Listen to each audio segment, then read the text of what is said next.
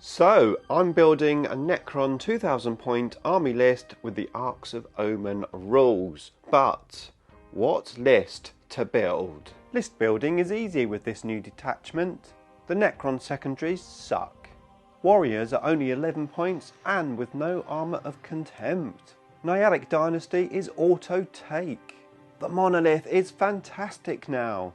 Tomb Blades are awesome for taking objectives. The Silent King is back. 2 Catans for just 1 CP. Information overload.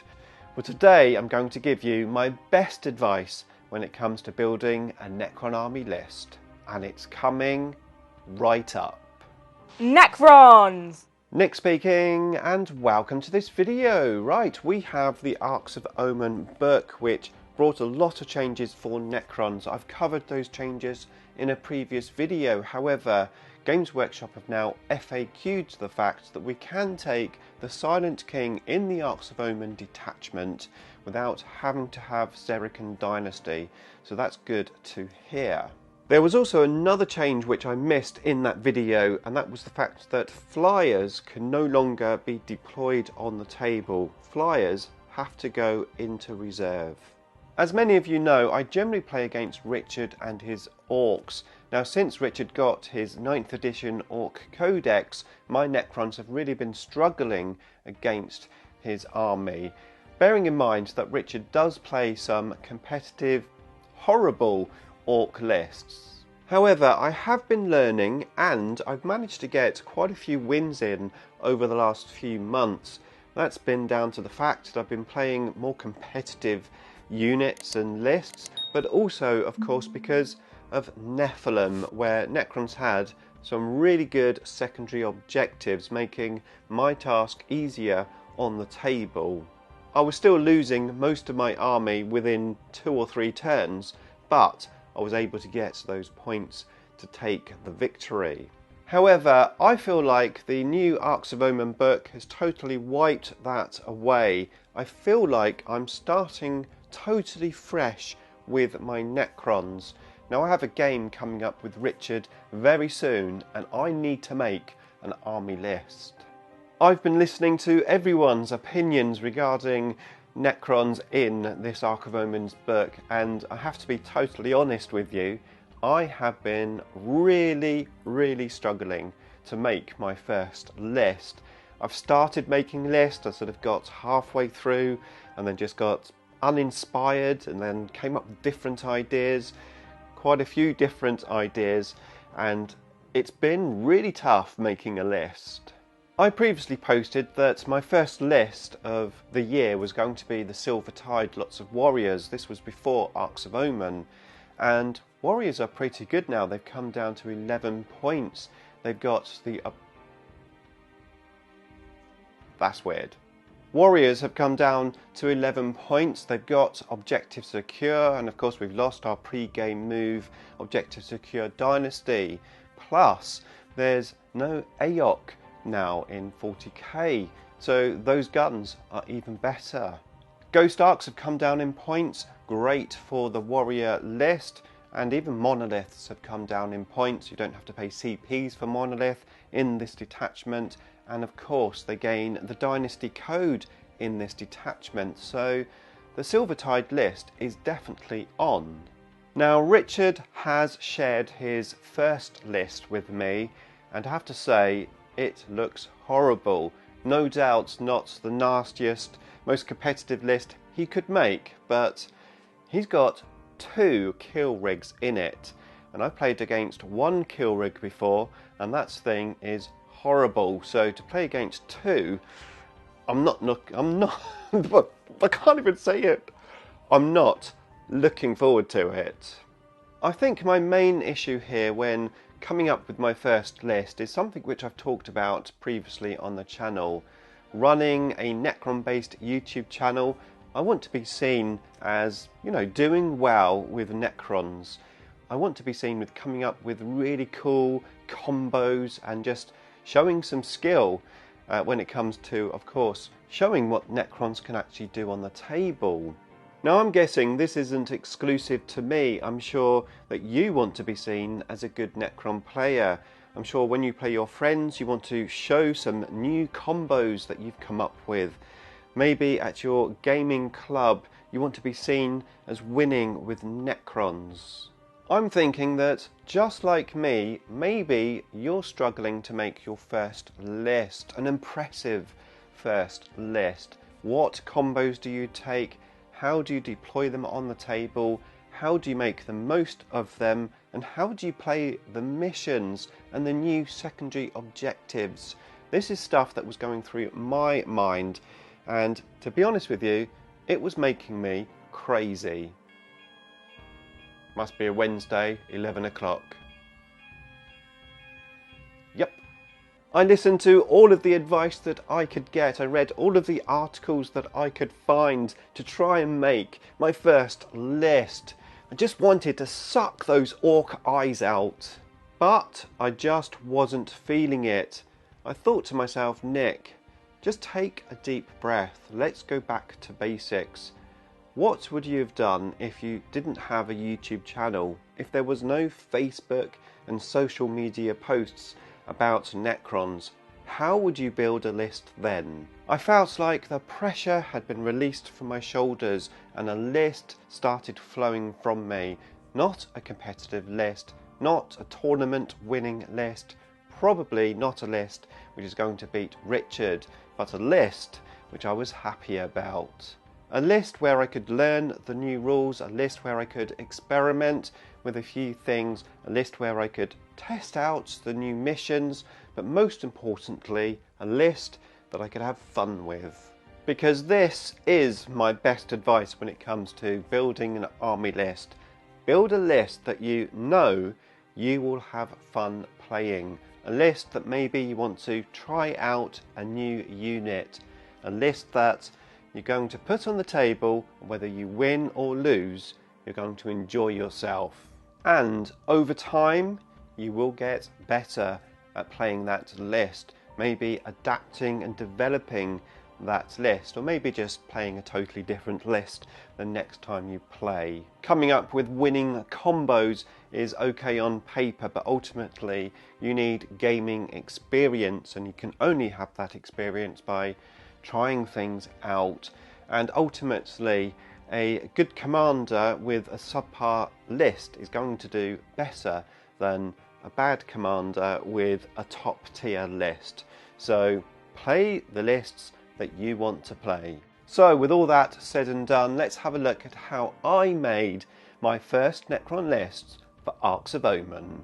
So first of all, I decided on a dynasty, and I'm going to go for Nialic Dynasty. I know how good the Objective Secure is. It's very powerful, and of course now we've lost our pre-game move Objective Secure Dynasty, the Nialic Dynasty seems a good choice. Now I will experiment with other dynasties in the future, but this is my starting point.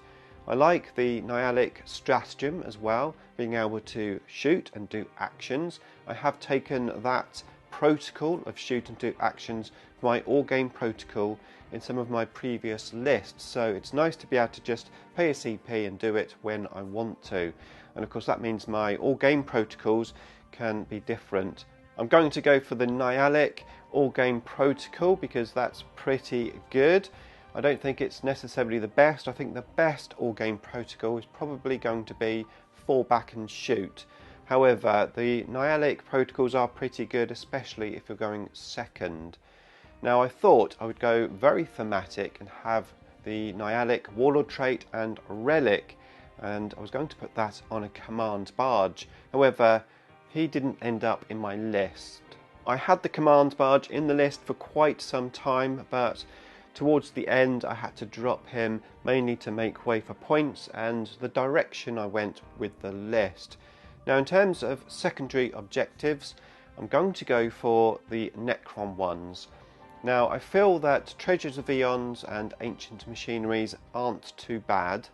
However, I feel like Purge the Vermin is really bad now, because A, you can only score it from turn 2, and B, your opponent can deny it without being wholly within that quarter. They only have to have like one model partially in and it's denied.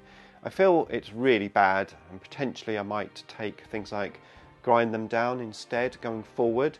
But for this first game, I'm going to go for the Necron secondary objectives, just to try them out. Now, I seriously considered playing the Silvertide, lots of warriors with Ghost Arks and of course the Monolith. That looks like fun, and I'm probably going to try that sometime in the future. However, I only have 2 Ghost Arks at the moment, and they're interchangeable into Doomsday Arks. So if I'm playing those as Ghost Arks, that means I have to use either heavy destroyers or canoptic doomstalkers for my heavy support. And I really wanted to play Doomsday Arks for heavy support, try them out with their new reduced points. So Doomsday Arks it was. Now, I had 2 Doom Scythes in this list for a very long time. I thought they would complement the Doomsday Arks quite well. And then I realised that you can only have them in reserve coming in on turn 2. So I dropped them and I looked for some other heavy guns in the list. I wanted a few bigger guns in the list, and heavy destroyers of course was one option, but I thought it would be pretty cool to play destroyers and then put a heavy destroyer in the unit. And to give me the most amount of guns, I went for 3 units, 4 in each, and 1 heavy destroyer. This means of course that I've got quite a few heavy support slots, so I'm going to take 3 heavies as my compulsory units. Now next we're going to look at fast attack. Usually I take Scarabs and Wraiths in my fast attack, but I played Wraiths a lot, so I thought I would drop them in this first list. However, I'm not going to drop Scarabs because they're just so good, and especially with our secondary objectives I feel I need them in the list. So I've gone for 2 big squads of 9 Scarabs. These will probably just end up being speed blocks because Richard is very aggressive with his Orcs, but if the Scarabs can do some secondaries as well, that's a bonus. Okay, so on to HQs, and I already had the command barge in this slot. However, I felt it didn't really match the list, so this is where I dropped the command barge and I put in 2 Technomancers.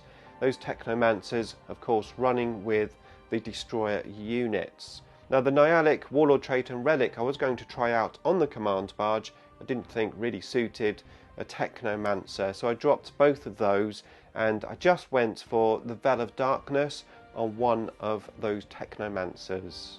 That would of course save me a CP. I did go for some Arcana. I had 15 points left at the end, so I added the Photonic Trans-Subjector to that cryptic. Basically he ignores the first wound. Effectively the first wound he takes goes down to damage 0. So at this stage the list was coming on quite nicely, and I thought it would be pretty cool to fill the rest of the list up with units which have had points reductions, just to try them out. So in the elite slot I took 10 Death Marks. Now, I don't play Death Marks that often, and when I do I don't normally have much success with them. However, I normally use them in units of 5 and not 10, so I'm interested to see these in action. I'm probably going to deep strike them. I don't have much deep strike threat in this list, so I'll put them in reserve. If they do land on an objective for ancient machineries, I've got the stratagem allowing me to shoot and do actions, so they could be pretty useful. I'm just going to try them out. And then in the elite slot I'm taking 2 Triarch Stalkers with Heat Rays. I don't usually play Heat Rays. To be fair, I haven't played a Triarch Stalker in 9th edition at all, so now it's come down in points, I want to try it out. Yes, I'm not going to be objective secure with these units, but I think they could be fun to play, and everyone raves about the Heat Ray being the weapon of choice these days, so I'm going to experiment and try them out.